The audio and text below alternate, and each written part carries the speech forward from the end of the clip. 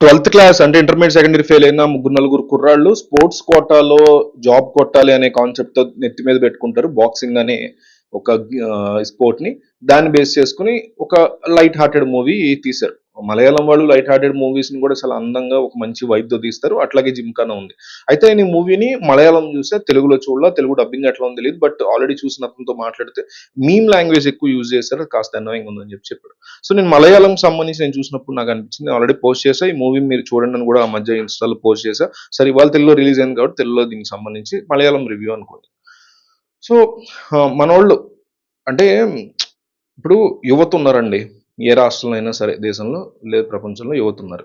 యువత ఏమేం చేస్తారు, అమ్మాయిలు, కాలేజు, అల్లరి, స్పోర్ట్స్ ఇట్లాంటివే కదా. అలాంటి ఒక లైట్ హార్టెడ్ కాన్సెప్ట్ ని బలి తీసుకుంటారు. ఇప్పుడు ప్రేమలో ఉంది, ప్రేమలో ఎంత క్యూట్ వైబ్ ఉంటుందో.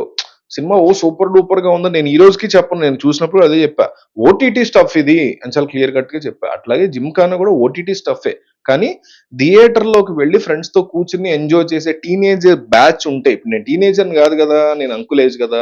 సో నేను బ్యాచ్ పెట్టుకుని థియేటర్ లో కూర్చుని ఎంజాయ్ చేసే సినిమా అయితే కాదు జిమ్కానా కావచ్చు, ప్రేమలు కావచ్చు. బట్ టీనేజ్ బ్యాచ్ ఉంటది కదా, వాళ్ళందరూ కూర్చుని థియేటర్లో కాలేజ్ ఎగ్గట్టో, కాలేజ్ తర్వాత వీకెండ్ లో చూడడానికో మాత్రం జిమ్కానా లాంటి, ప్రేమలు లాంటి మూవీస్ బాగుంటాయి.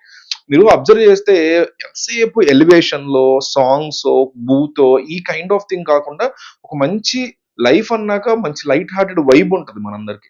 ఆ వైబ్ ని భలే క్యాప్చర్ చేస్తారు మలయాళం వాళ్ళు. అది మెచ్చుకోవాలి, ఎవరు చేసినా సరే మెచ్చుకోవాలి. అది రేపు తెలుగు వాళ్ళు కూడా చేయొచ్చు కమింగ్ ఇయర్స్ లో. రియల్లీ అప్రిషియేట్ చేయాలి అట్లా తీసినప్పుడు. ఎంత మంచి వైబ్ ని, అంటే ఈ సమ్మర్ లో మనం చూడదగ్గ ఒక క్యూట్ వైబ్ ఉన్న ఒక అల్లరి ముచ్చటైన సినిమా అంటే జిమ్కానా అని చెప్పొచ్చు. మంచి అంటే ఇలా కూడా ఒక పాజిటివ్స్ చెప్తాను, నెగిటివ్స్ కూడా చెప్తా.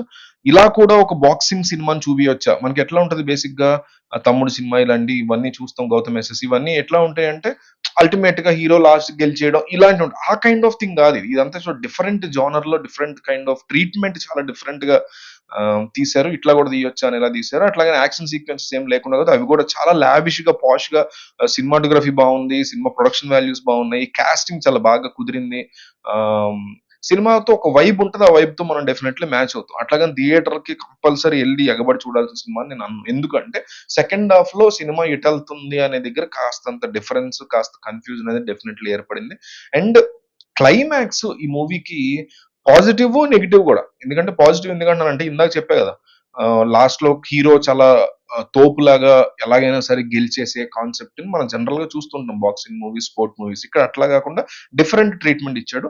ఆ ట్రీట్మెంట్ ఉండడం వల్ల, ఆ ట్రీట్మెంట్ బాగానే ఉంది, బట్ ఆ ట్రీట్మెంట్ ఉండడం వల్ల ఏమైందంటే ఏదో మిస్ అయింది మూవీలో, ఏదో ఒక జీల్ మిస్ అయింది. ఎందుకంటే స్పోర్ట్స్ డ్రామా కదా, సో ఏదో జీల్ మిస్ అయింది మూవీలో అనే ఒక ఫీల్ తో బయటకు వస్తాం. అందువల్ల అదొక నెగిటివ్ కింద నాకు అనిపించింది.